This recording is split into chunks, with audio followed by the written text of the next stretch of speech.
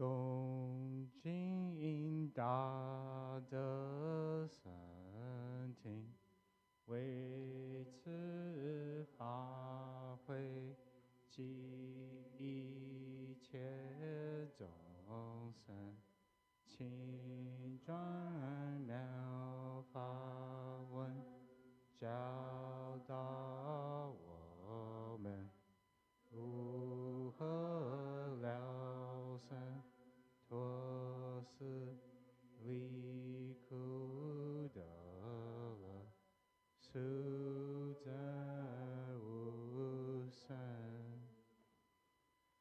Will the Sangha with great virtue, out of compassion, for the sake of this assembly and all living beings, please turn the wonderful Dharma wheel to teach us how to leave suffering and attain bliss and end birth and death, and quickly realize non-birth. Namo tassa bhagavato arahato samma sambuddhassa. Namo tassa bhagavato arahato samma sambuddhassa. Homage to the blessed, noble, and perfectly enlightened one. Homage to the blessed, noble, and perfectly enlightened one. Namo sadanto suchedoye alahari sanmiao sanputoshye. Namo saranto suchedoye alahadi sanna sankudosye. 无上甚深微妙法，百千万劫难遭遇。我今见闻得受持，愿皆如来真实义。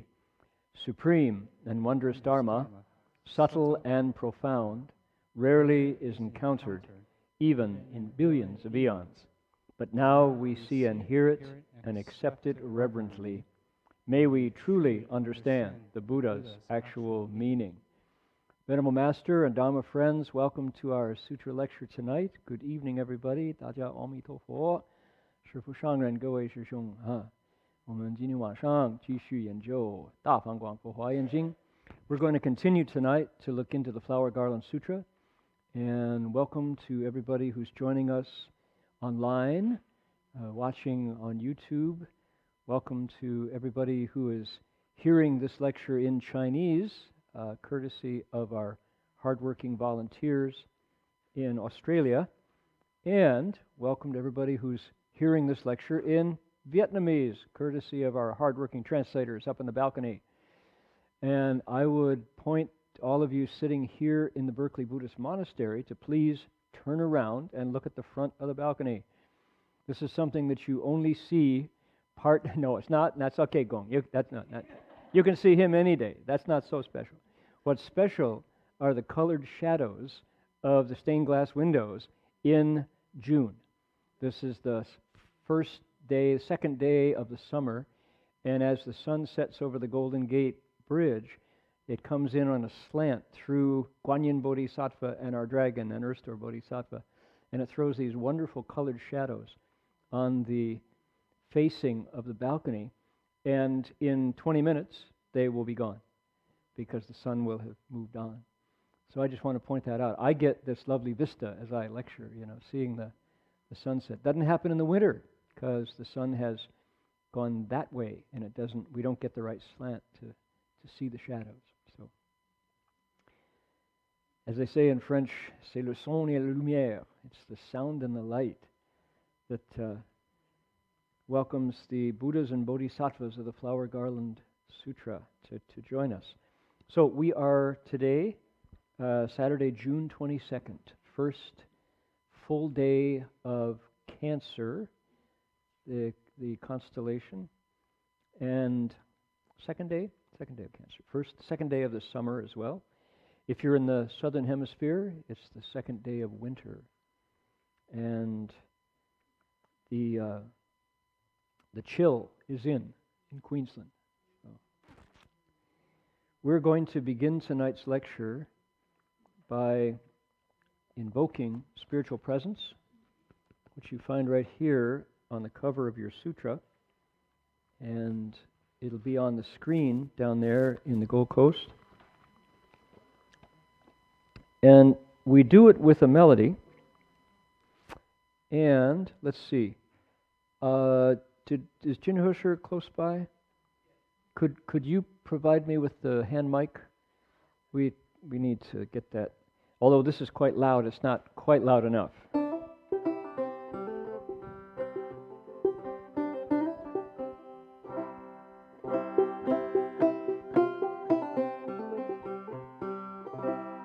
We're going to use this to bring a melody forward as we invoke the name of the Buddhas and the Bodhisattvas of the Flower Garland Sutra. We do it in Chinese, which presents some very interesting intercultural exchange here, right? Chinese sounds with a banjo. How can you improve that? How does it get better? Good, thank you, lovely. So what we do is we go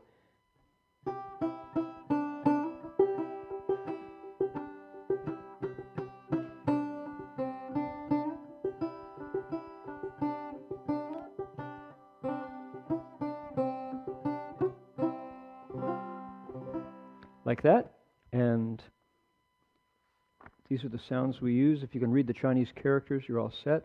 If not, read the Romanized sounds underneath, and we'll do it 7 times.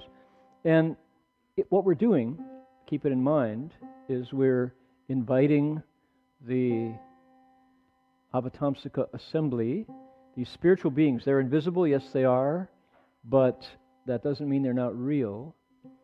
And now, this is, mind you,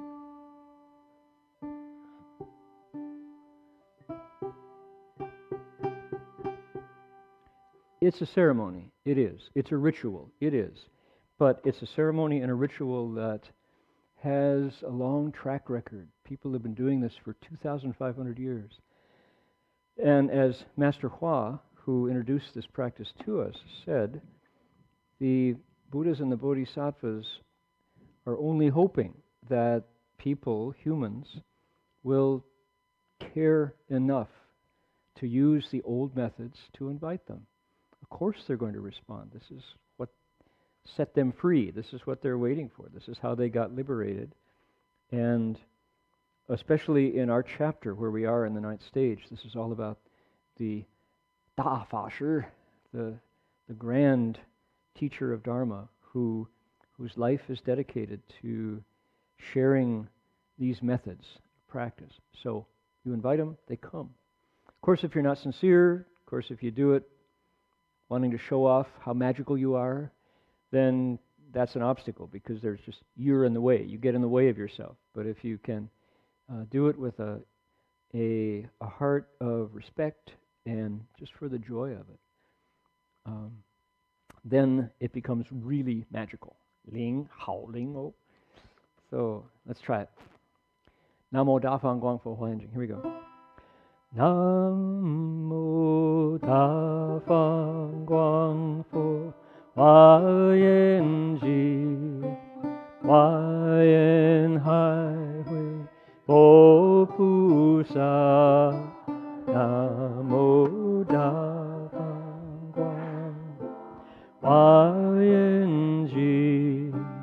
Huan Hai Bo Pu Sa. Namo Da Fang Guang Fo Huan Jing. Huan Hai Bo Pu Sa. Namo Da Fang Guang Fo Huan Jing. Huan Hai Bo Pu Sa.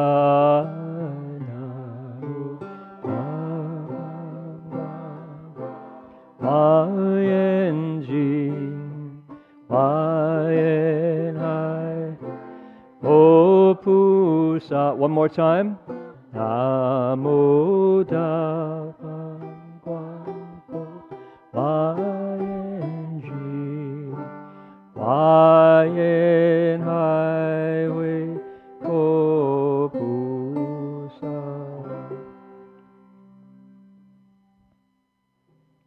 Indeed. One of these days we'll put it into English. We're turning now to the back of our sutra book. We're on page 82 and 83.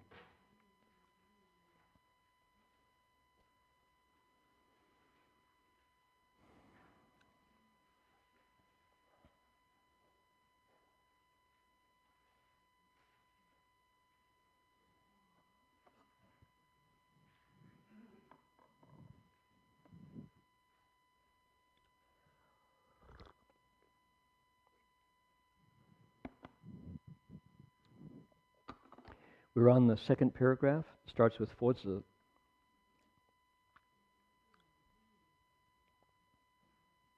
We're going to go down to, let's see, 所有善根转更明净, right there. People who would like to put your palms together and join me, if you're into it, let's do it. Here we go. Ready? I'll give you a line, you give it back, call and response style. 佛子菩萨住此第九地，昼夜转勤，更无余念，唯入佛境界，亲近如来，入诸菩萨，深深解脱，常在三昧，恒见诸佛，未曾舍离，一一劫中见无量佛，无量百佛，无量千佛，乃至无量百千亿，哪有他佛？Let's see， 恭敬尊重，承事供养。Okay, a little more here. 与诸佛所，种种问难，得说法陀罗尼，所有善根，转更明净。Got it. Okay, that's our first piece for tonight. And what we do with the English now, we've been reading it in unison together. And I want to mention that when you read it together, there's a little bit of a technique involved, which is you use your ears as much as you use your voice. And pay attention to the punctuation. The punctuation is there to help us, right? When you see a comma, it means pause. When you see a period, it means full stop, take a breath, right? And that way, when we're listening to each other and we're watching the periods and the commas, we 异口同音 in Chinese, different mouths, but in unison, in a song, a sound in unison. So it really becomes a community building exercise that you don't get very often. I mean, how many of us recite along together with the Dow Jones averages on NPR in the morning? We don't, right? Today the Dow Jones was down, the Heng Sure index. No, we don't do that. When do you get invited to recite along together? I pledge allegiance to the flag. That was in grade school, right? So this is a special thing that we do. And when those words that we're reciting are Buddhist wisdom, it's even nicer to hear it coming out of your own mouth, right? Okay, with that in mind, ready? Disciples of the Buddha, here we go. Disciples of the Buddha, comma, take a breath. When the Bodhisattva abides upon the ninth stage, He concentrates with vigor by day and night. He entertains no other thoughts but the wish to enter into the states of the Buddhas, calm of breath, to meet the Tathagatas, and to master Bodhisattva's profound liberations. He always resides in samadhi. She constantly sees the Buddhas and never leaves them. Change the pronoun. In every eon, she sees limitless many Buddhas, limitless hundreds of Buddhas, limitless thousands of Buddhas, up to and including limitless hundreds of thousands of kotis of nayutas of Buddhas. He reveres and honors them all, attends upon them, and makes offerings to them. Next bit. In the presence of all those Buddhas, she poses all kinds of troubling questions and gets the dharani of speaking Dharma. All of his wholesome qualities become increasingly bright and clear. What do we have here? This is the chorus. This is the refrain. We've had the same passage in every one of the stages to date. So we're in the 9th stage.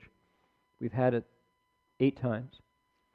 And it's the conclusion. So in other words, last week's section was the very last developmental piece of this particular ground. And you'll remember what it was about, right? It was about the Bodhisattva who, in his or her role as the great Dharma master, the Dafashi, they have this ability that just by itself seems impossible. No way. When you put it in the context of the training all along, it's like, wow, I almost get that. I almost see how that's possible. What is it? It's a new capacity to hear and respond.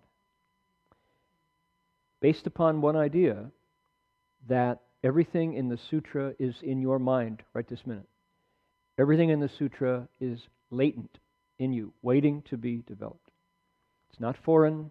It's not exclusive to certain people. It's not something you can apply for or, order online from Amazon or even Amazon Prime won't get it to you. It's already there. It's innate. It's inherent. It's internal. It exists. Just like what? Just like those little copper roadways on the chip inside your phone.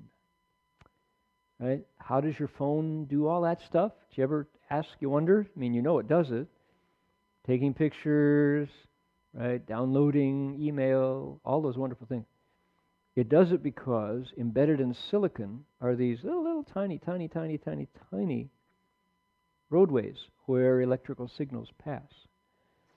And flip phones didn't have them. Flip phones were good at making and answering calls, but they weren't so good at watching YouTube videos on your flip phone, right? Well, now a regular smartphone can do that, plus so much more. Our minds, likewise, have all these capacities, functions in them that the Buddha explored and then told us about. Why? Because he was interested in making more bodhisattvas.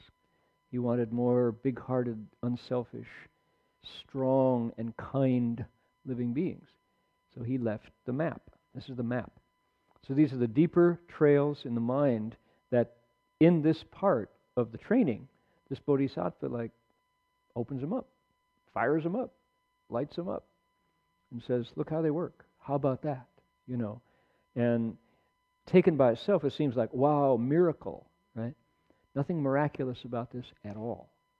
It's hard work, and it's vows, and it's dedication and repetition. And you have to do this and not other stuff. You can't do this and also be a varsity, hockey player, lacrosse player, volleyball player. You have to do this a lot. You have to do all the things that bodhisattvas do, a lot of which is sitting by yourself. But if we do, This is the awaiting. This is there. It's potentially all there.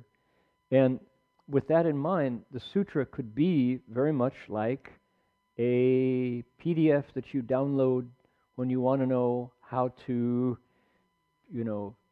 program your new,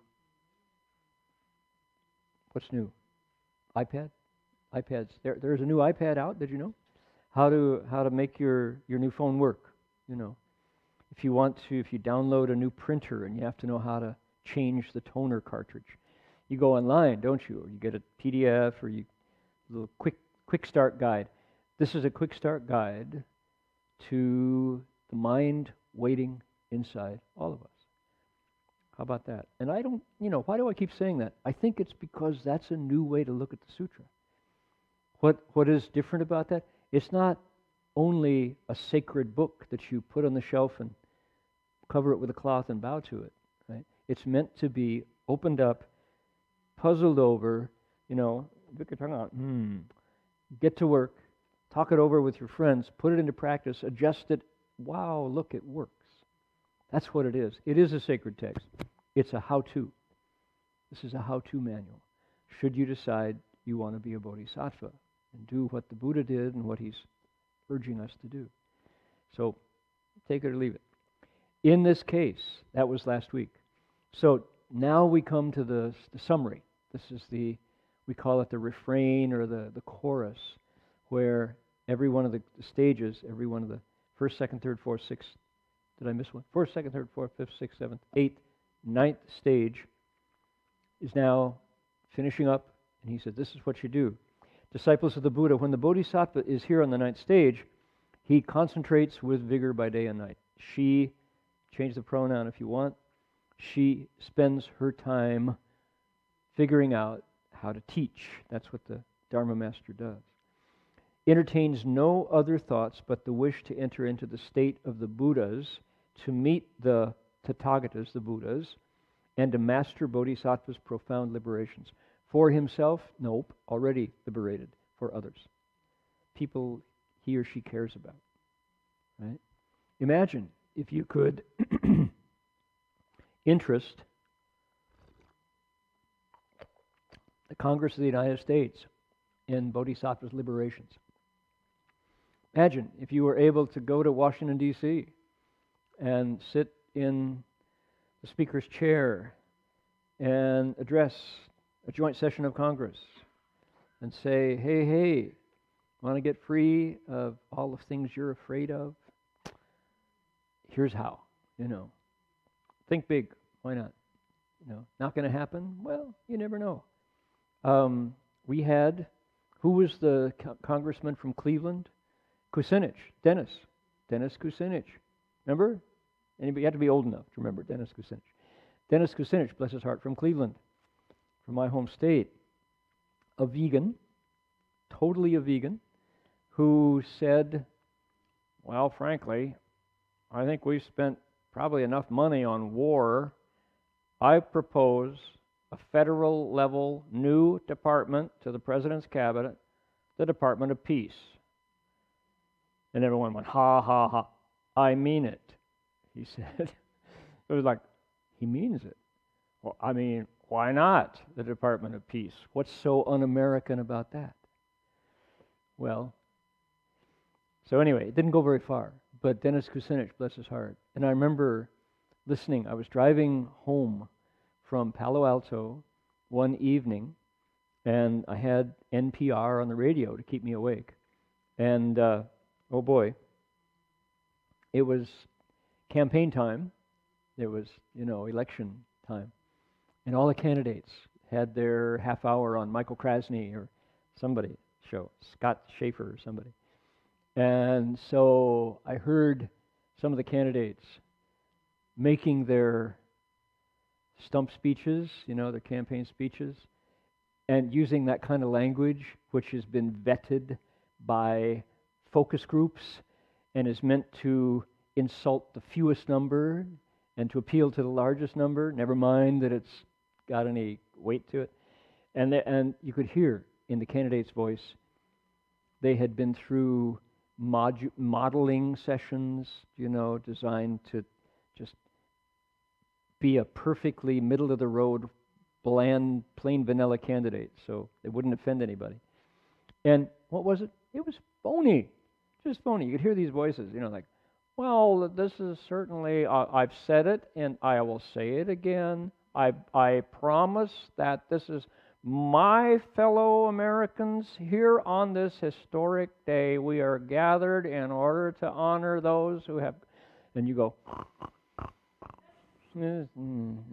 say something new, And I remember the previous president, 2 presidents ago, he shall who remain nameless, right? He got on, and you just knew that he wasn't telling the truth, as he was giving us a good reason to go invade another, sovereign nation. Anyway, and so I remember actually shouting at the radio, stop lying, tell the truth, And it's like, hey, I'm a Buddhist monk, I shouldn't be doing this, It's like driving down the road. And then Dennis Kucinich came on the radio, and he started talking like this. He said, yeah, well, I don't know, I really think that people send politicians to Washington so they can represent them and do things to benefit them and their neighbors in the country. And it's really important that we listen carefully and then do what we say. And I don't think we ought to kill. I think that's not our job, is to kill people. I think we ought to have a Department of Peace. What do you say? And I'm like, say that again, please. Did I hear it correctly?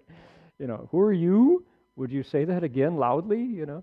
It was like true talk. And he was a human being. Maybe it was because he's a vegan. I don't know what. Something about his voice just was like so different, because he was, bless his heart. He's no longer congressman, but what a wonderful man. Anyway, so we could go, like the great Dharma master, and teach the Congress about how to master Bodhisattva's profound liberations for yourself and for your constituents, sir. The honorable sir. Wouldn't that be great? What else? Our Bodhisattva always resides in samadhi. Never not in samadhi. Always meditating. Standing, walking, sitting, lying down, driving on the freeway, walking around the block. Always in samadhi. So what does that mean? First of all, he's tamed his senses. To always reside in samadhi, right? What does it say? It says, Chang Zai San Mei. Samadhi is the state of stillness and purity, and concentration and focus, right? And you're never not. Nothing disturbs you. Means sights go by and you go, yep, seen it. Yep, oh, that's different. Right? Sounds go by and you go, oh, that's loud. Can't quite hear. Okay. Oh, silence. Like it. Good beat. Like that beat. It's a new hook. That's nice. And it's like your mind is like this. You never hear things, see things that make you really upset, right? Being really upset is over for this bodhisattva. Not that they're cold, not that they're made of wood. It's that their hearts are big, and the self in there that says, I like that, I hate that, I want this, I don't want, it's gone now. The self is not in the middle anymore, picking and choosing to please and rejecting what displeases. That's gone. Always in samadhi.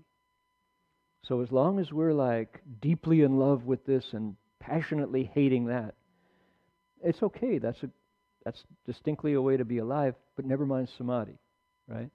Especially anger. Anger is the one. You know the one? 争是胜负心与道相违背，变生四相心由何得三昧? Right? The mind of fighting, the attitude of fighting, is an attitude of victory and defeat. It stands in opposition to the Tao. Furthermore, it creates the mind that has 4 hallmarks: self and others, living beings and lifespan. Where will you get samadhi? As soon as we're fighting and angry, I win, you lose, you win, I lose. So I hate you, I'm going to get you back. Mind is like this, right? So it's how can we... And how do you pin it down? Well, yesterday I had my first Impossible Whopper.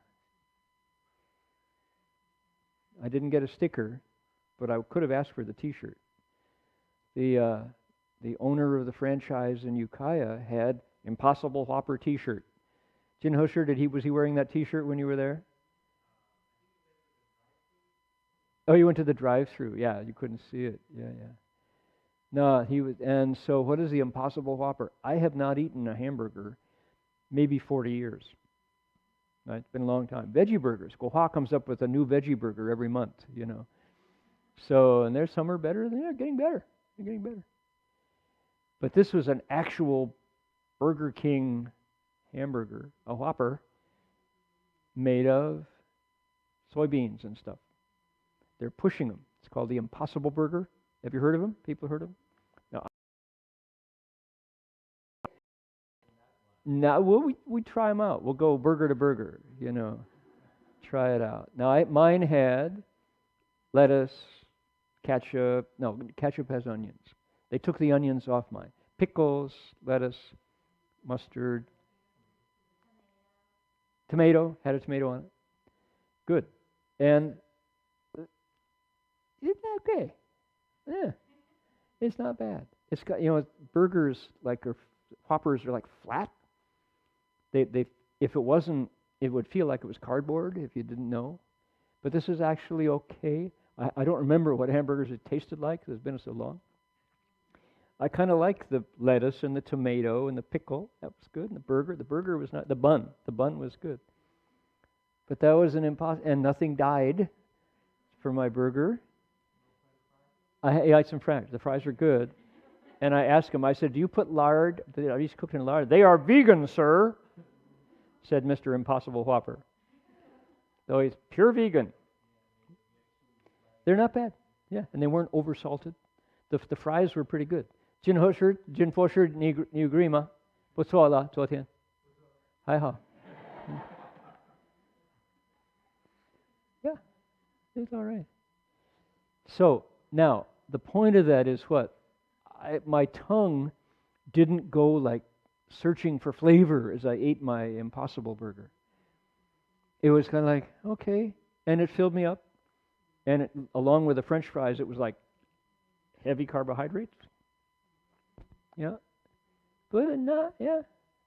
And to think that it was veggie, Yeah, veggie. It's good for that. $9 for a damn hamburger. My God. Where have I been? The hamburger, okay, when I was a kid, I used to walk up to the White Tower, and I got the All-American meal. The All-American meal was a burger, fries, and a shake. $1. Yeah. That was 1960 something, 65. 50 years ago, 60. So truly, the all-American meal, So I used to know burgers, but not anymore. Anyway, picking and choosing, if we, had to have it one way, couldn't have it another way, couldn't roll with it, then no samadhi. So the bodhisattva has been studiously reducing his or her list of must have it to where pretty much anything's okay.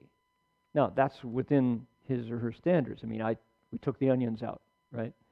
And took the ketchup out because he read it. What's that? Better with ketchup, but the guy, there was his helper was oh, I'm sorry, garlic powder right here in the ketchup. Yeah. Mustard? There's no mustard. There's nothing in the mustard, right? Yeah, we had mustard. Yeah, mustard. Yeah. Mustard should be okay. Yeah. I mean, bring your own. Dijon, or something. Essence du poupon, Grey Poupon, right? So anyway, you gotta get to that place. And it's funny, you can watch. So we have pho here, right? Occasionally. Our wonder chefs are here. And our pho is Vietnamese noodle soup, vegetarian. No beef. And pho is beef noodle soup, right? Okay, and we don't put a lot of spice in it.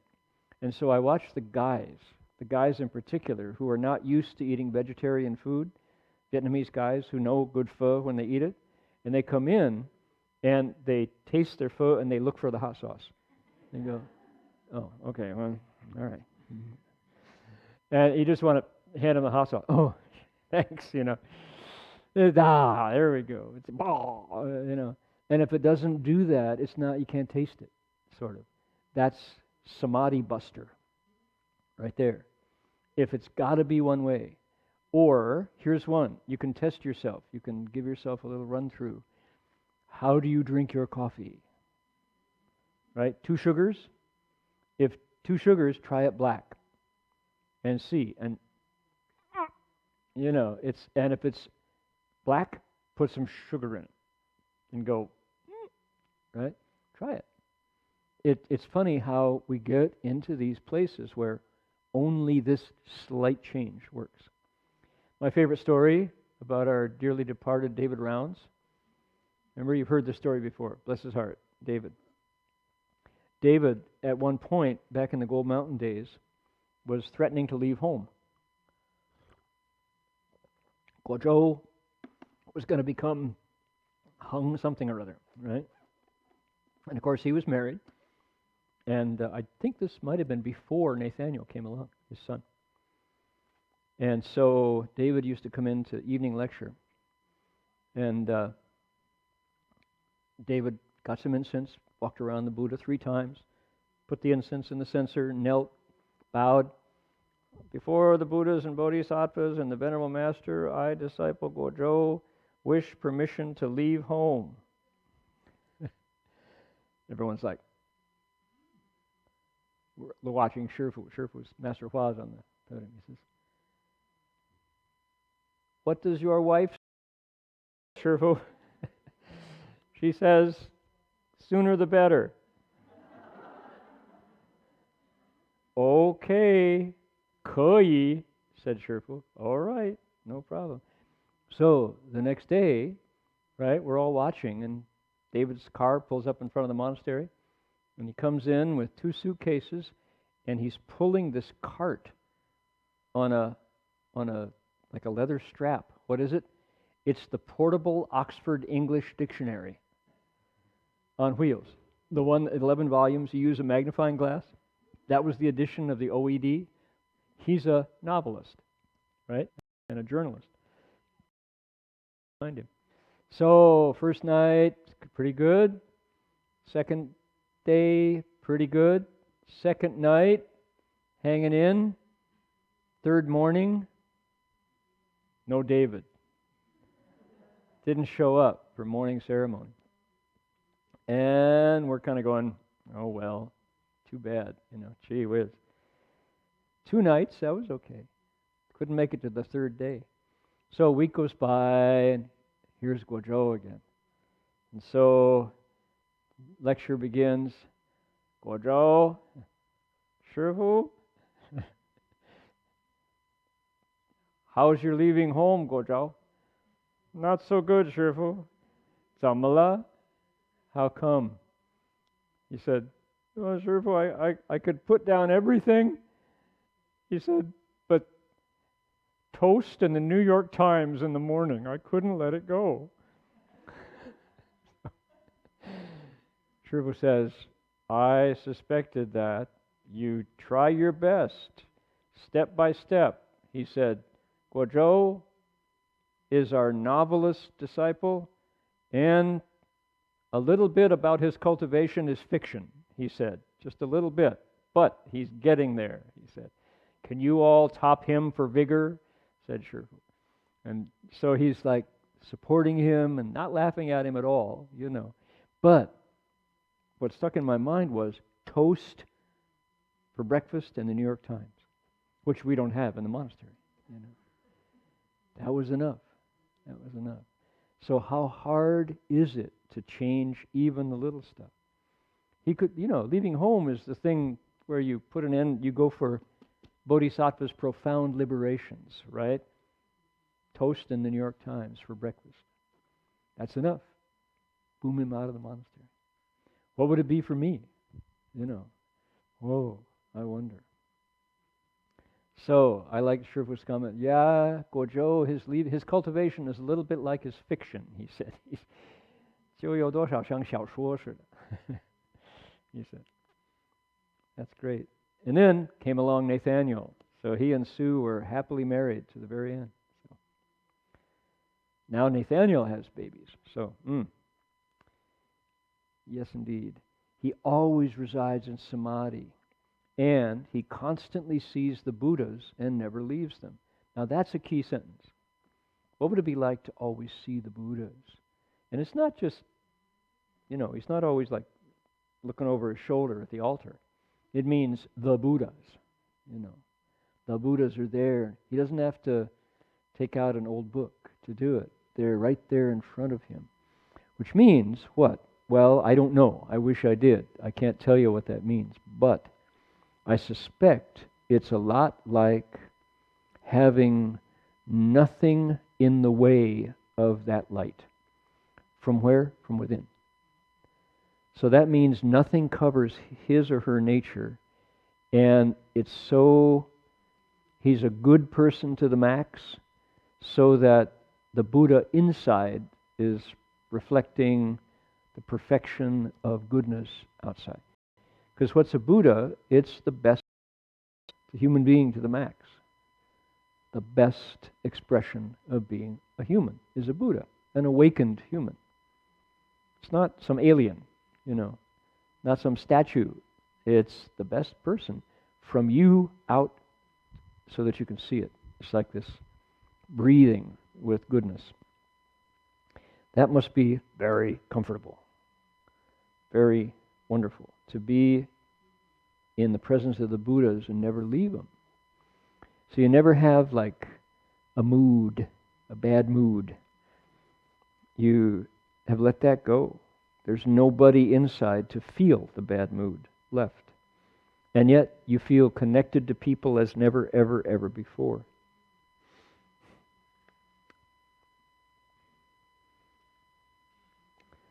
So, in the Queensland bush, I got my tin whistle, my Irish tin whistle, and I was really excited because I was going to put my contribution out to the bird songs in the Queensland bush. In the morning, I can hear 10 different bird teams talking to each other. Kookaburras are easy. They laugh, and they have a special time that they do it. And the currawongs, no, can't get it. Not quite. Doesn't sound, no, can't get it. Currawongs have this melodious, beautiful call. Then the cockatoos fly by. Sounds like a Coke bottle being scraped under a door. Like that. And they go by.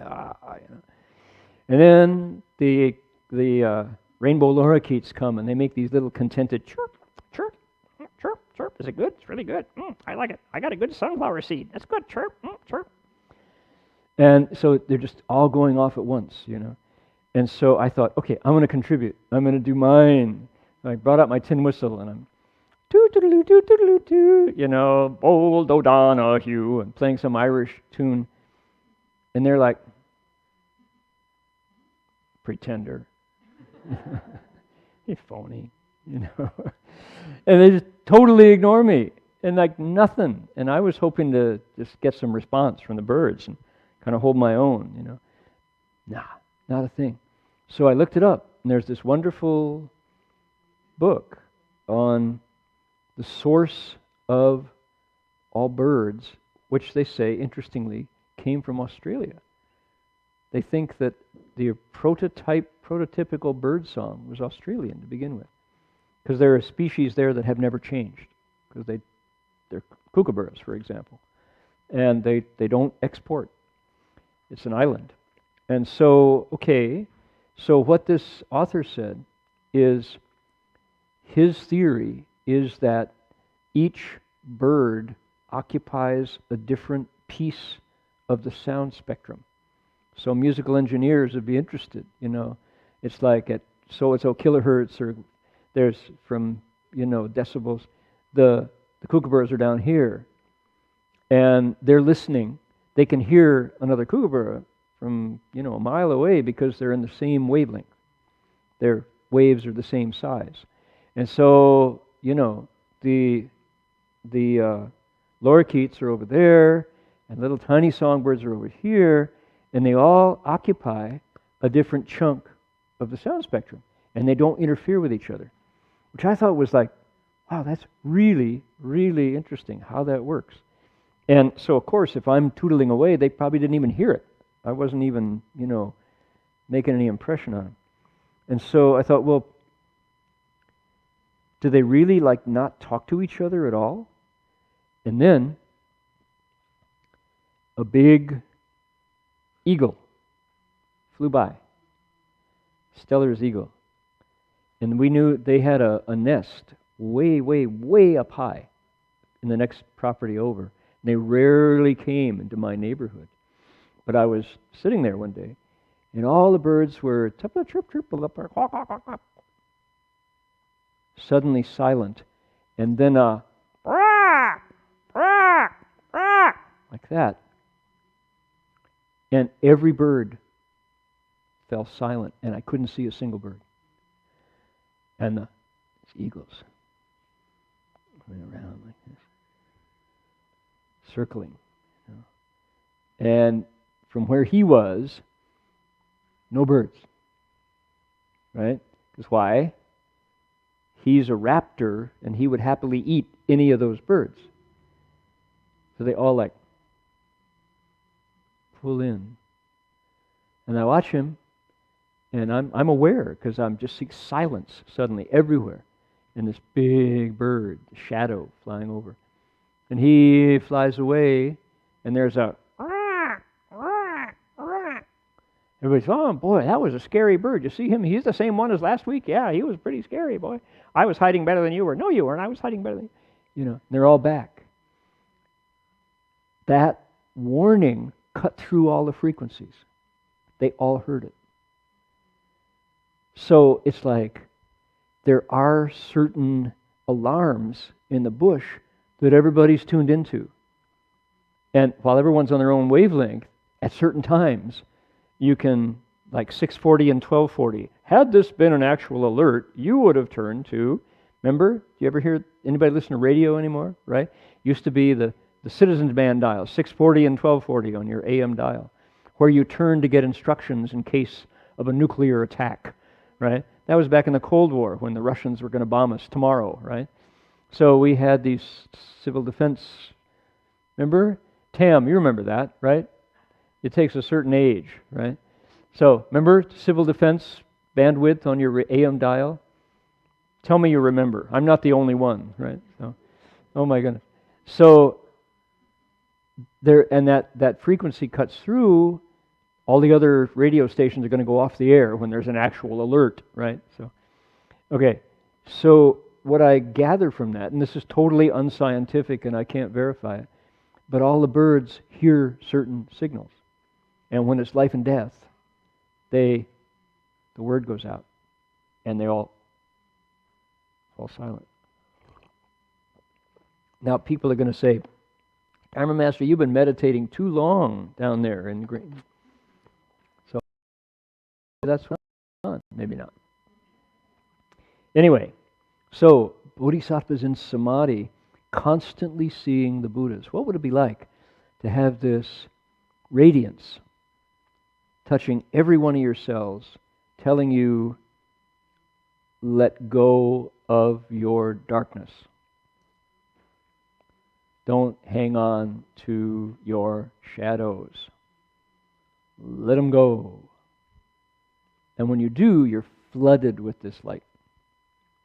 Why doubt? Doubts don't help. Right? Let your doubts go.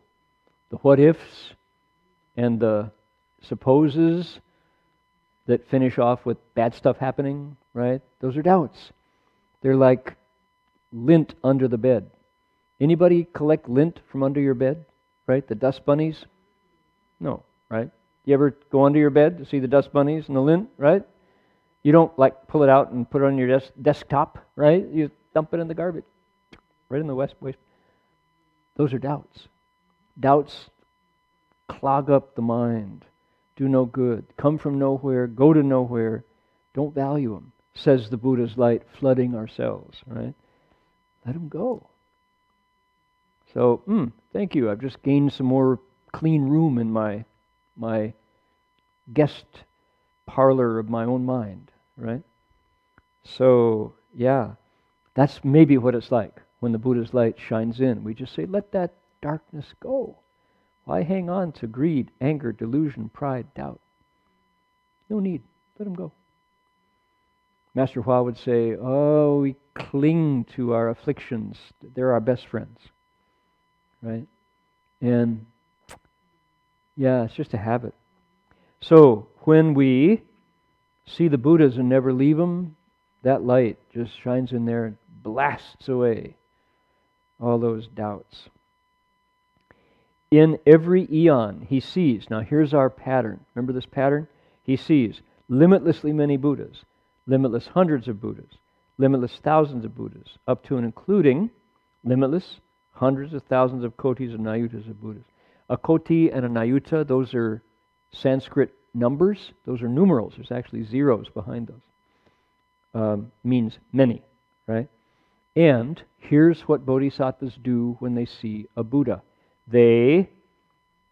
What do? You gong jing, zun zhong, cheng shi, gong yang. That's a pattern, and I love that. When you see Buddhas, it says, gong jing, respect them, probably bow. That's probably what that means, gong jing. Zun zhong, you revere them, that's probably an inner thing. You feel that connection to them, and you honor that light. It's special. You cheng shi, that is, what would it be? You do things for them. Probably like offer them a cup of tea, or, offer to dry their umbrella. The umbrella's wet. You give them your Wi-Fi password for the building. Necessities of life. And then you gongyang, you make offerings. And those offerings are usually pretty specific. They're, things like food and drink, robes, bedding if necessary, if they're going to stay overnight, sleeping bag, tent. So those are the standard offerings. That's what it says you do when you see a Buddha. You respect them, revere them in your heart, you offer service, and then make offerings of things. If the most sincere kind of offering is what? To do what they say.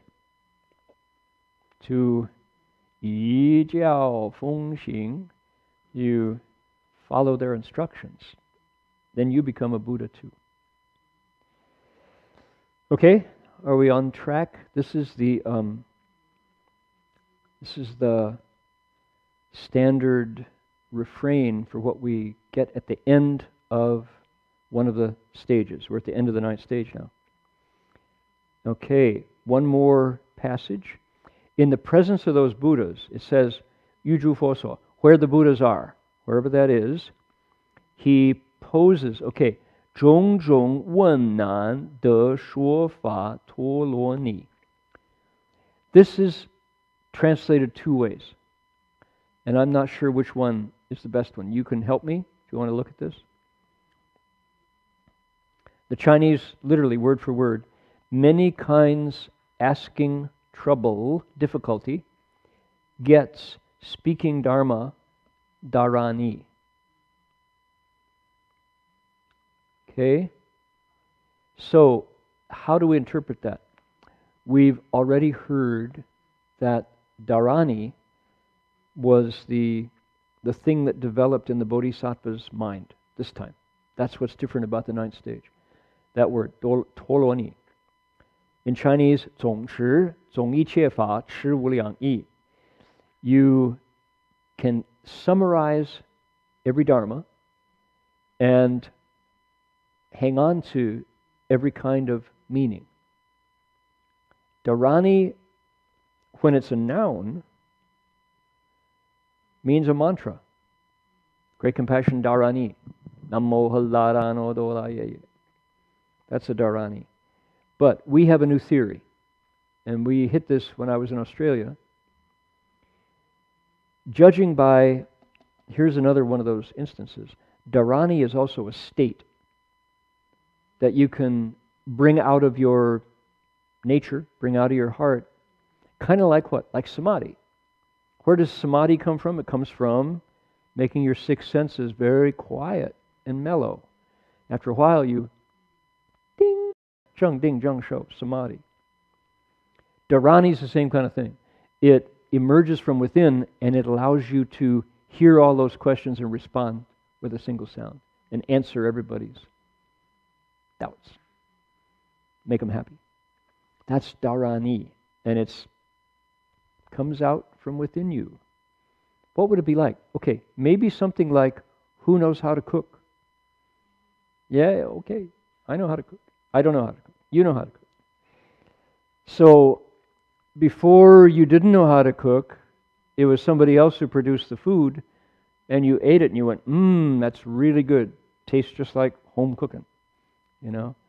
Other people put it together and you go, that's nice. No, I'm full. That's naked. Other people, it's like, I don't think I'll pass, you know. So what is it? Some people just look at they just know exactly when it's ready. Our beloved Winnie, right? Winnie from Tiance, much missed, late departed Winnie. She could brew tea, and loose leaf tea, Asian tea, you have to know how long, right? There's no instructions. You, depending on the size of the pot, depending on the heat of the water, depending upon the amount of tea and the kind of tea, put it in there, and this person does it, and it comes out, and it's absolutely fragrant, and wow, it fills every sense. The other person does it, and it's like, can't drink that, right? What did Winnie say? Winnie said, the tea tells me when it's ready. It's like, talking to teapots, maybe you should talk to people a little more, Winnie. Let the teapots go. No, she really did. She really did. And Winnie, the tea she made was no matter what kind of tea it was. Was it green tea? Was it semi-fermented oolong tea? Was it totally fermented black tea? Or tie guan yin, or longjing, or gaoshan cha? She knew, when he made it, it was like, bing, that's the highest expression of that leaf's potential. The tea talked to her, right? She had that ability. The Bodhisattva's dharani is there because why? It came out. If you can cook, of course you have to learn. You have to watch mom do it or grandma do it or Iron Chef on TV. But some people just, they can. They just can, you know. And they're always out there trying something new because they want to try new ingredients and stuff. Other people are just stuck in the recipe, you know. So dharani is this ability that comes out of the bodhisattva after all this training, and especially the vows that he or she makes to teach. They have to have a heart to teach. And then this comes forward. And when they can, oh my, totally amazing stuff that this ability has. Okay? So, Now, why did I say there's a problem here? Suppose it's 种种温暖的说法陀罗尼. I think that's probably what it is. He gets the many kinds of troubling questions ability to speak Dharma to them, dharani. That's what we learned. It said all these beings together throw their worst question at him or her.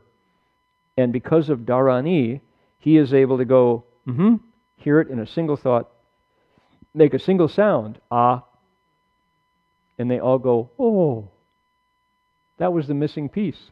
The jigsaw puzzle's complete, I get it. Oh, that's delightful. That's his ability. What a teacher, right? That's what a Da Fa Shi can do in samadhi, in dharani. Tim.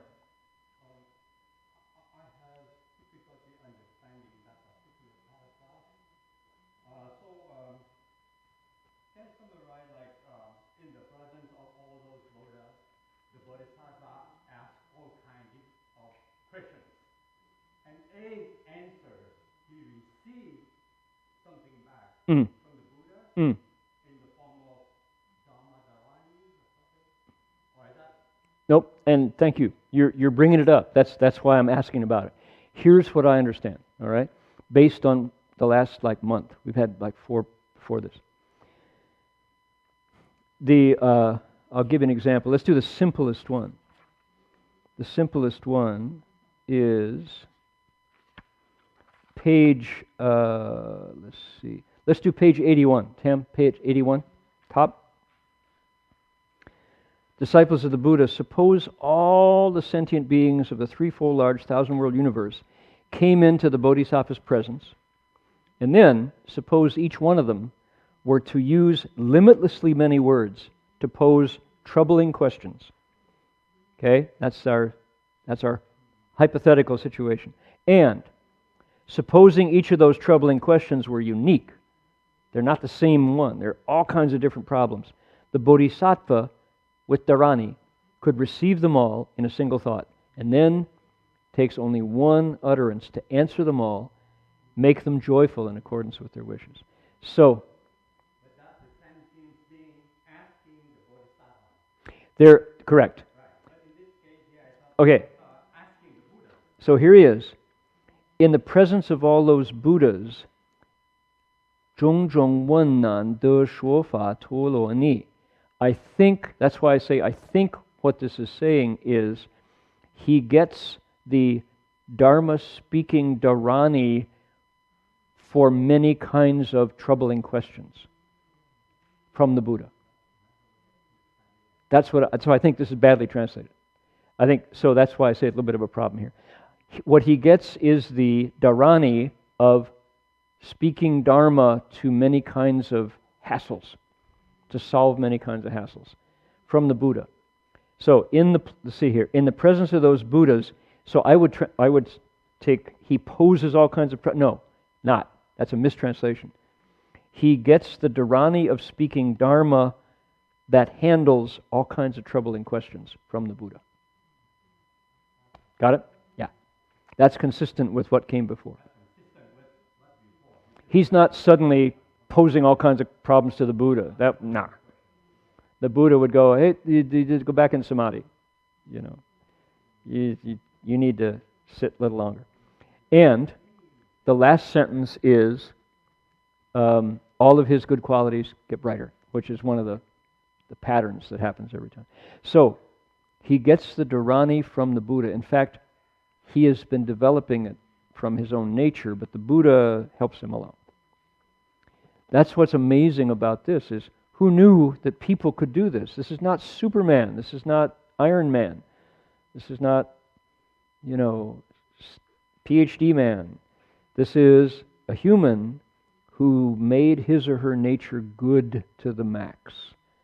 They become able to teach. Boy, oh boy, if your kids come, what's the age where kids do why? Is that 6 or 8 for boys? Why? How come? Why? Everything of why. And if you're the Bodhisattva and that's your kid, you satisfy the kid. He's like, oh, no more whys, you know. So, 所有善根转更明净. Okay, let's do 2 more passages, because this is all boilerplate. Here we go. 譬如真经善巧经师用作宝冠，专论圣王以言其手，四天下内一切小王记住臣民主庄严具无虑等者，此第九地菩萨善根亦复如是，一切声闻必知佛即下地菩萨所有善根无能于等. Okay, it's an extended metaphor. Ready? Back to English, page 83. Together, here we go. This is just as pure gold in the hands of an expert goldsmith might be fashioned into a fine crown that sits on the head of a wheel-turning sage king. No other finery belonging to lesser kings, the ministers, or citizens within the 4 continents under heaven could equal it. Turn over. The wholesome qualities of this 9th stage bodhisattva are the same way. All the wholesome qualities of all the voice hearers, Pracheka Buddhas, and bodhisattvas of the stages below could not equal his. Okay, this is boilerplate. This is the same pattern, comes back and back. This analogy of gold has come back a lot. So it's like, it says, what's the bodhisattva like? Talking about his nature, her nature at this stage of development. Like gold, 24 karat, in the hands of an expert goldsmith, can be made into a crown that sits on the head of a deva king, wheel-turning sage king. No other finery belonging to lesser kings or ministers anywhere could equal this crown. It's the finest of head dresses, hats, right? Regal hats. Turn over. And likewise, the 9th stage bodhisattva's shan, gun, wholesome quality, good roots, are the same. You compare sound hearers, Pracheka Buddhas, and other bodhisattvas, can't compare. Okay, got it? Now, I was shocked when I went to the Uffizi Palace Museum, I believe, in Florence, Firenze, in Florence, and saw Benvenuto Cellini's salt cellar made of gold. When I was in, I think, 8th grade, I did a report on Benvenuto Cellini, who was Italian goldsmith and famous for being the guy who worked gold the best, right? And I never ever thought in my whole life I would ever get to see the actual articles that he created. Now somebody's going to check and say, Dharma Master, Benvenuto Cellini salt cellar is in the Louvre. You got the wrong museum, wrong country, Dharma Master. No, maybe so. It might be in the Louvre. But when I saw Benvenuto Cellini's, what's a salt cellar? It's a salt dispenser that he made for the king. It was considered to be the epitome of goldworking, goldsmithing. And I looked at it, and man, it was rough. It was like the edges didn't always match, and the texture sometimes was... And I realized what? Gold is very soft. It's a soft metal. It's malleable. And the quality of it is not the fineness, because you can't smith it to that refine that you can with a machine. Hand-smithed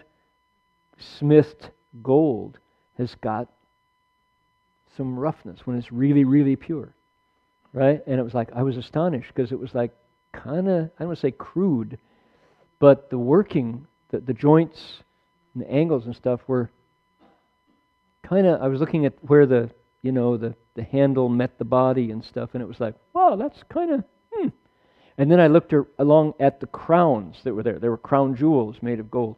And they were too, the quality of the gold. Any goldsmiths here? Nobody work with gold? So yeah, it's a very interesting metal. Gold is a metal. You can see why people go crazy over it. There's some people look at gold and their eyes just turn red, because it's valuable, valuable. But it was amazing to watch this. Benvenuto Cellini's handwork was not what I thought, and I had to kind of revise my appraisal of why gold is so fabulous. So yeah, anybody got like gold rings that you can see how soft it is? Stick your nail right in there. Hey, you're right, Dharma Master. Now I've ruined my ring. Gee whiz. So that's what the ninth stage says about bodhisattvas on the ninth stage, that they are like a king's crown, which is the finest of fine, and no other accomplishment matches the ninth stage bodhisattva. And we're going to hear the next level of that when we get to the 10th stage. Question?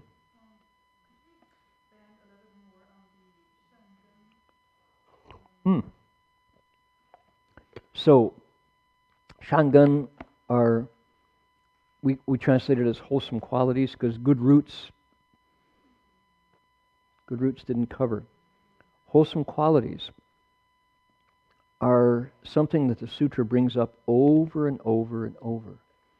Notice what the sutra doesn't talk about. It doesn't talk about whether somebody's rich. You never hear about, somebody's wealth. It never talks about somebody being born to a good family, particularly, or their social status or their class. It doesn't talk about their age. We don't hear anything about the old people are more valuable or the young people are more valuable. Nothing like that. Gender is fluid. It's not specific. What it does talk about is wisdom and ordinary. Wise living beings, sages, and living beings.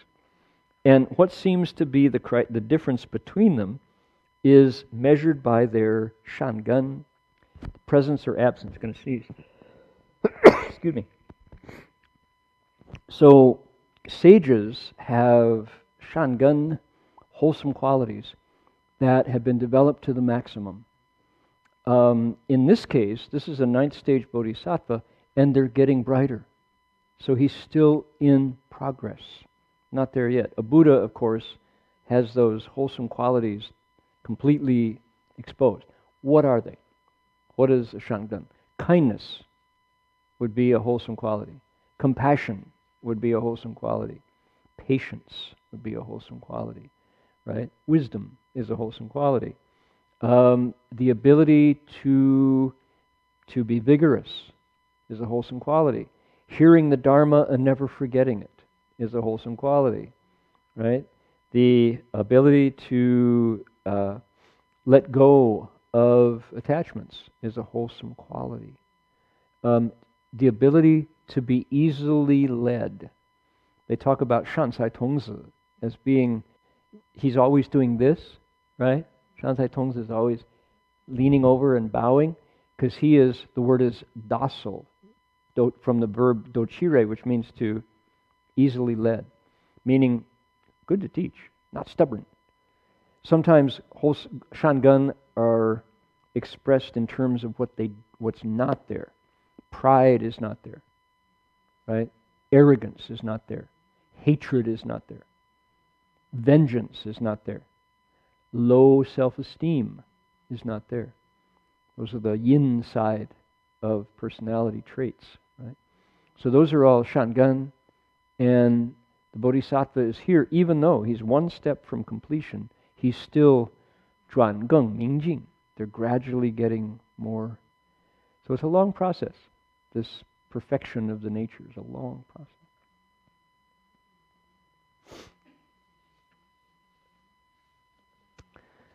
Okay, we got 10 minutes here, and I wanted to share with you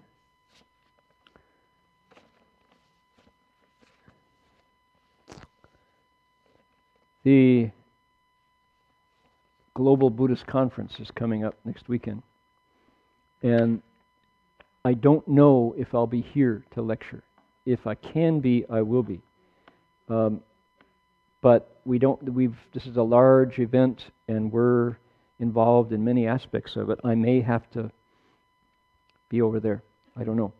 So Jinfo Shi is on standby, waiting to see whether, if I can be here to continue our exploration, I certainly will. But one of the things that we're going to be doing is Brian Conroy, our faithful and vigorous storytelling teacher, and I are going to be doing a puppet show. And we got two of the puppets. One is the old monk, the Lao Heshang, which people have seen.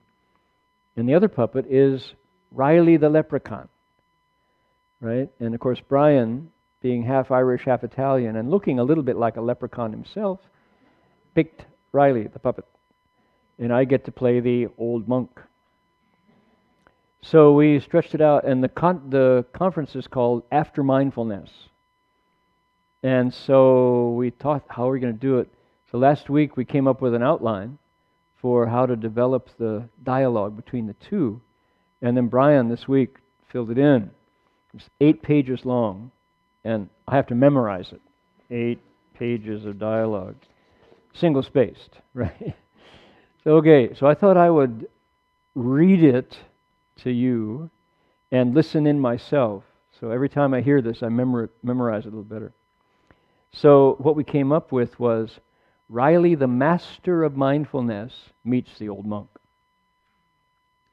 So the old monk comes in, that's me, looks out at the audience and says, Amitofo. Good afternoon, wise and compassionate ones. Here we are at the After Mindfulness Conference. And this afternoon I'm looking for a volunteer who will help me conduct a Dharma seminar. Anyone? So Brian goes, oh, look. Oh, Danny boy, the pipes are calling from Zen to Zen.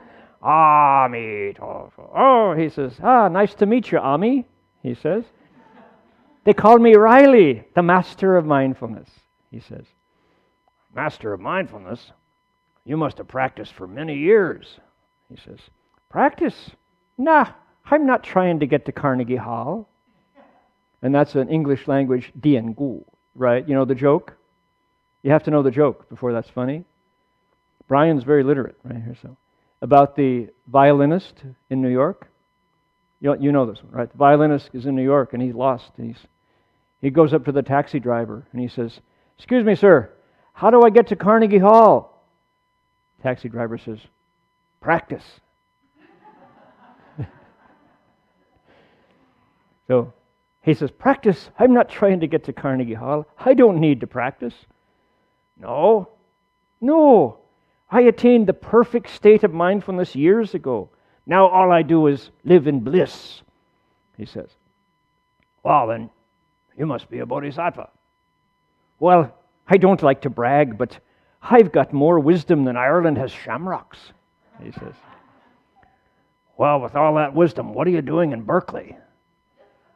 Well, you see, I was coming out of the BART station on Shattuck Avenue, and I met a young lass who told me there was an enlightened being at the After Mindfulness Conference who could certify my spiritual attainment. Did you find that enlightened being? Well, I'm looking at him right now, aren't I? With my own 3 eyes. 3 eyes? Well, not a word of a lie in it. You see, I've opened me 3rd eye. He says, have you seen a doctor? The only doctor I need is the Buddha. So what do you say? Will you certify me?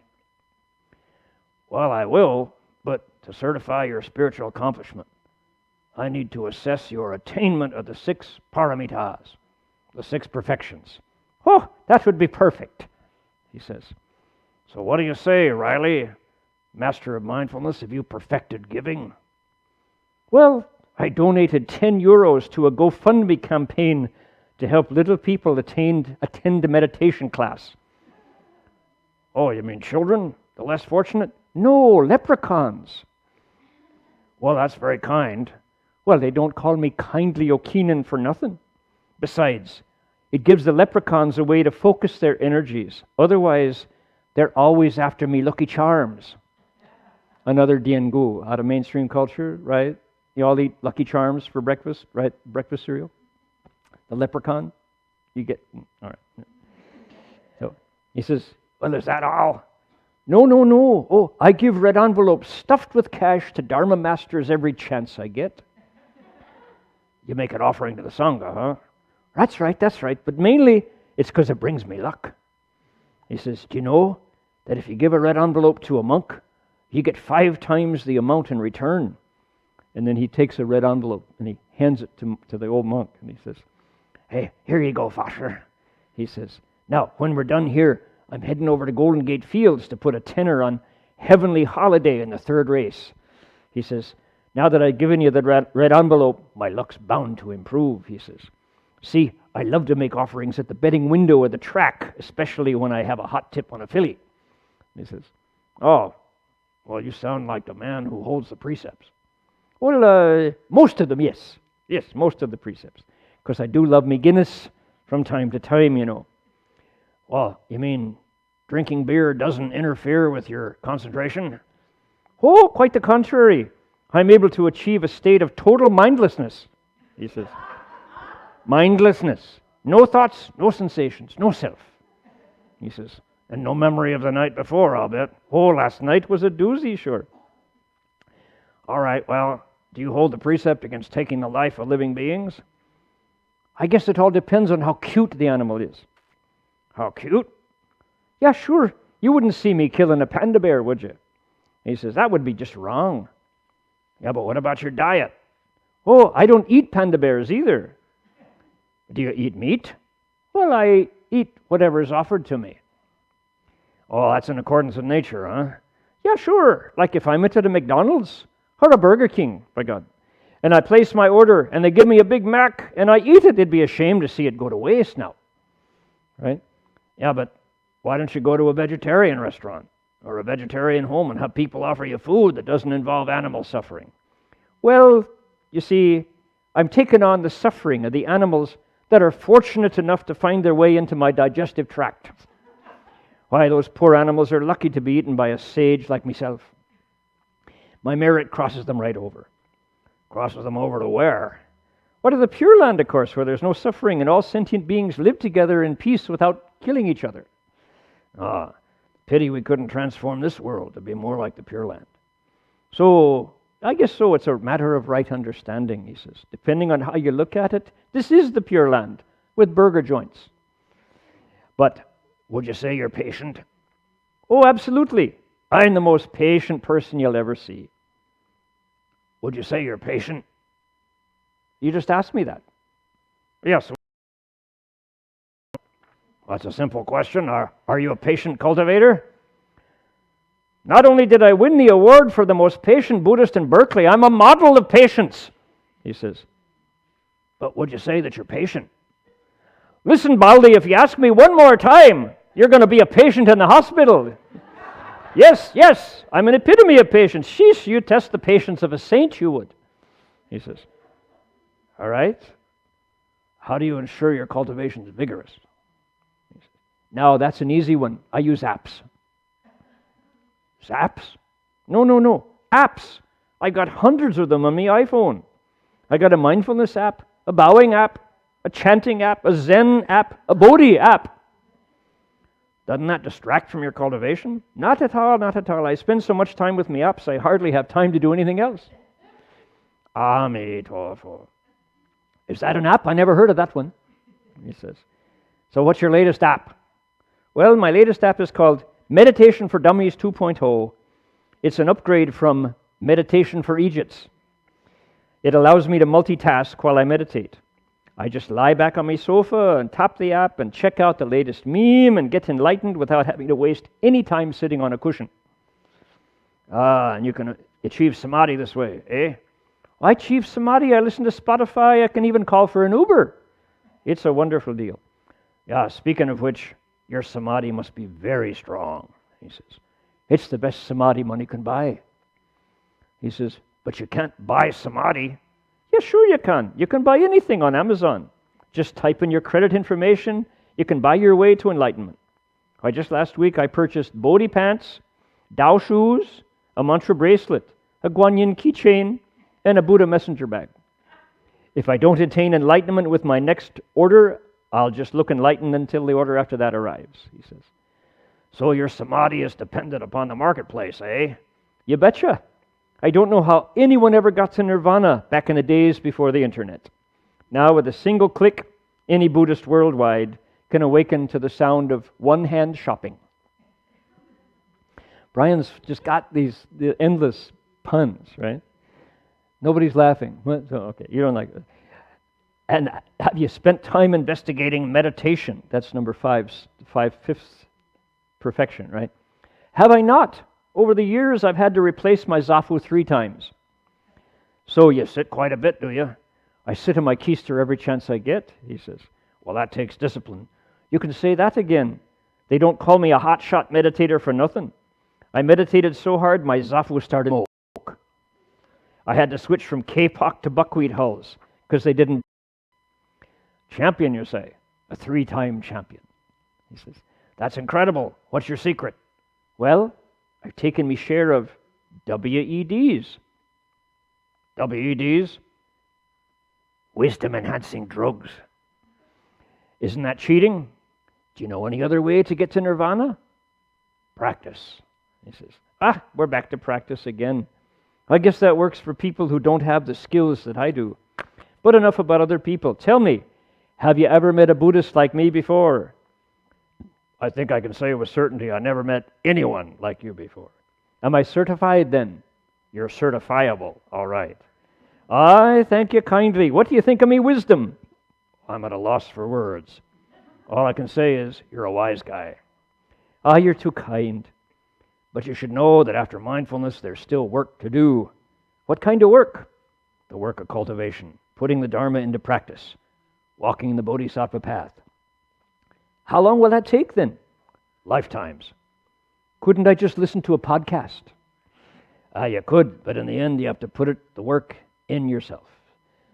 The good news is you have nothing but time, and all living beings are counting on you. Faith and Bigora. I guess I better get to work then. Now, that's a wise decision. Amitofo. 8 pages. Whoa. How am I possibly going to memorize that? You think? Maybe I'll just record it and hit the button and move the puppet. It's much better with the puppets. So, anyway, that's the plan. And the other thing, here, you have to join me on this one. Coming up Wednesday is our United Religions Initiative Circles of Light Gala down at Stanford. 20 years ago, United Religions Initiative began, and our first global summit was right there in Stanford. So 20 years later,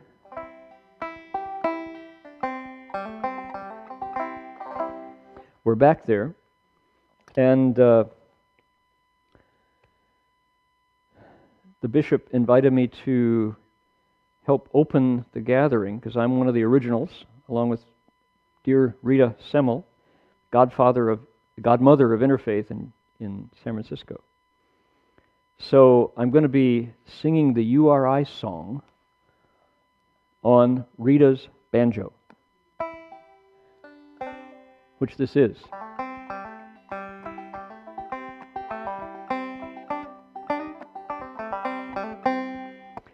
Sitting on the porch of the guest building at CTTB, 2006 maybe, and singing with Jack London, one of the originals, one of the early board members, singing, and Rita Semmel came by and heard us singing, She said, "Any of you play the banjo?" "I play at it, Rita."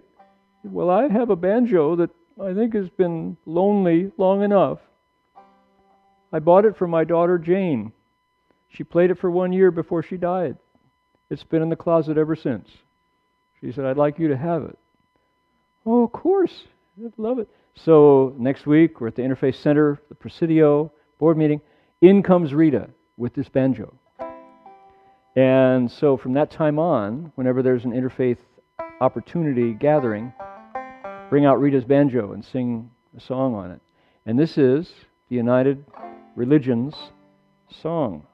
And your part, to sing along, you are I, Y-O-U-A-R-E-I, right? You are letters, United Religion. We are one. Reunite.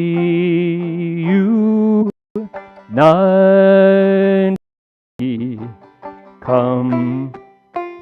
You are I, we are one, reunited, we become. That's how it goes.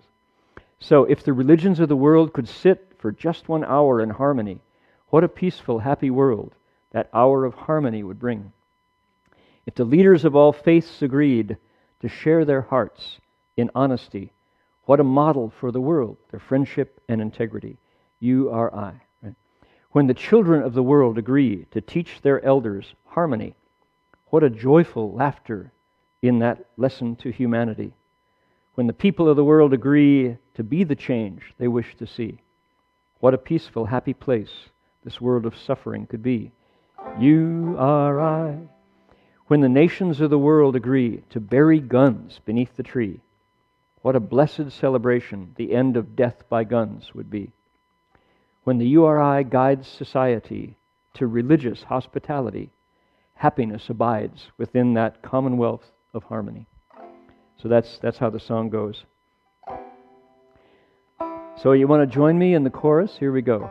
You are I. We are one.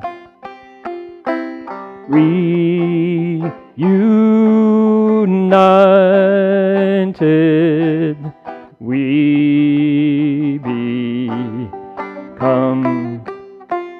If the religions of the world could sit for just 1 hour in harmony, what a peaceful, happy world that hour of harmony would bring. If the leaders of all faiths agreed to share their hearts in honesty, what a model for the world, their friendship and integrity. You are I. We are one. Here we go. Reunited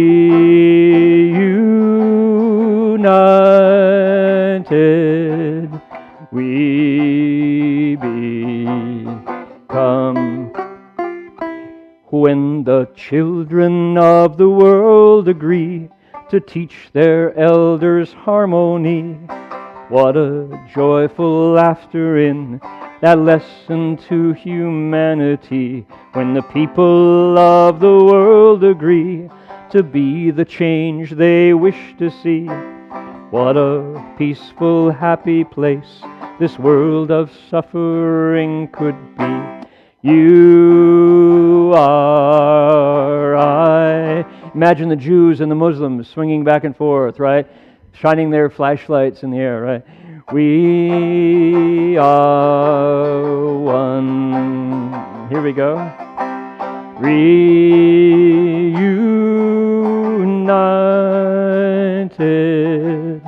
we become. And when the nations of the world agree to bury guns beneath the tree, what a blessed celebration the end of death by guns would bring. When the URI guides society to religious hospitality.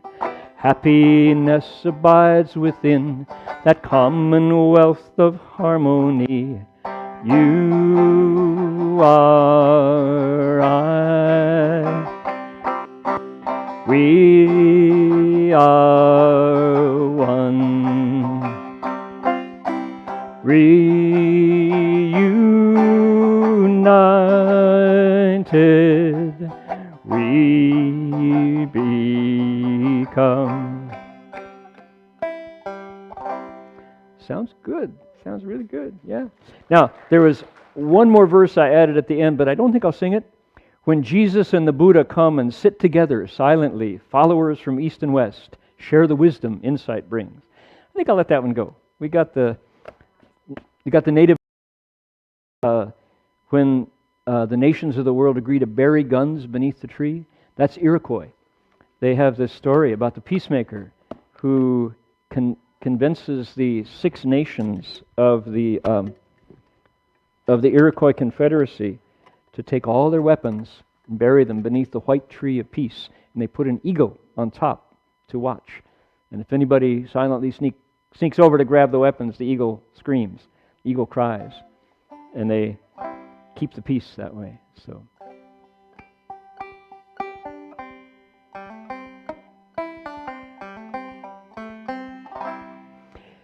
In your songbook, the last page has a dedication of merit. We have an announcement about tomorrow is a Buddha recitation day. It's a 4E tomorrow, 1 day of Buddha recitation, starting at 8 o'clock. Anybody who wants to come to recite gets a lunch as well and spends the day with wholesome friends, exercising their shangan, their wholesome qualities, by reciting the Buddha's name until the afternoon. And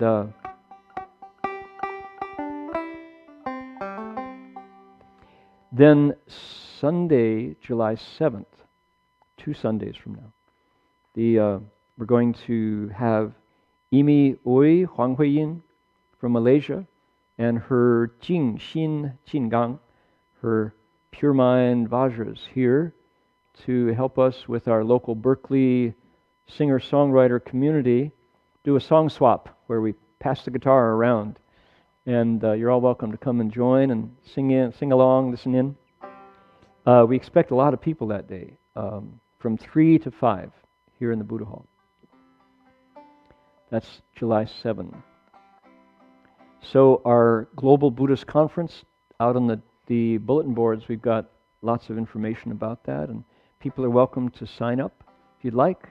Go to 11th Global Buddhist in your browser, and all the information comes up.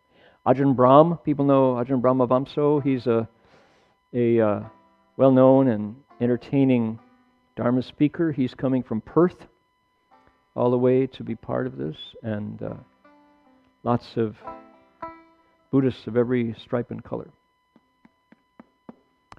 Any more? Chin Hosher, what else? Okay, Chin Hosher 没有了哈。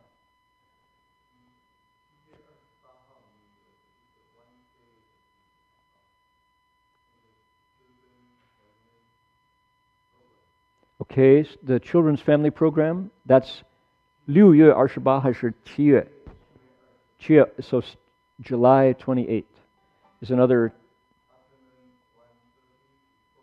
1:30 to 4 o'clock, another family program here at the Berkeley Monastery.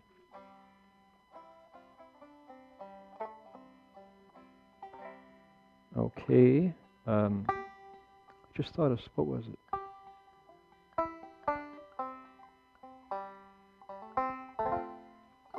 Okay, good. Shall we dedicate merit? It's there in the back of your songbook. You have to make a wish. Send out your merit and virtue. May every living be our minds as one and radiant with light. Share the fruits of peace with hearts of goodness luminous and bright. If people hear and see how hands and hearts can find in giving unity, may our minds awake to great compassion, wisdom, and to joy. May kindness find reward. May all who sorrow leave their grief and pain. May this boundless light dispel the darkness of their endless night. Because our hearts are one, this world of pain turns into paradise. May all become compassionate and wise. May all become compassionate and wise. May all become compassionate and wise. May it be so. See you all next week. And we won't know until probably Saturday whether it's going to be the Avatamsaka or the Sutra of Limitless Life. But that's this conference is going to be kind of hands-on, So it's possible Jin Fosher will be lecturing, or if I can, I'll see you next week. Thank you all to everybody in Australia and to Locke and our tech team for putting this on the air. See you all next week.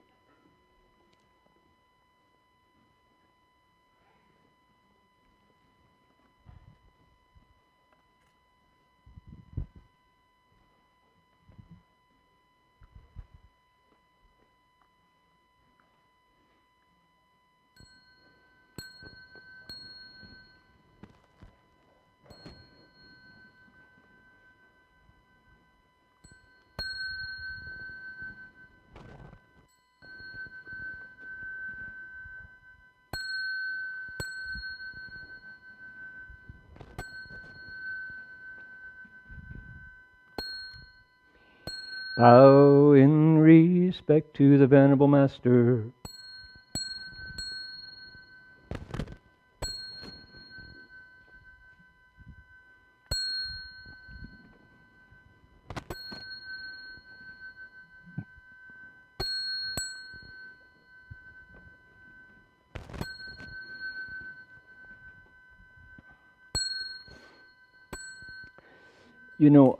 Before I let you all go, I remember there is actually another something to announce. Tomorrow night, over in Marin County, in San Rafael, at the Rafael Movie Theater, Gaetano Maeda and the International Buddhist Film Festival is showing a wonderful Chinese movie from 1999 called Shizao, called Shower.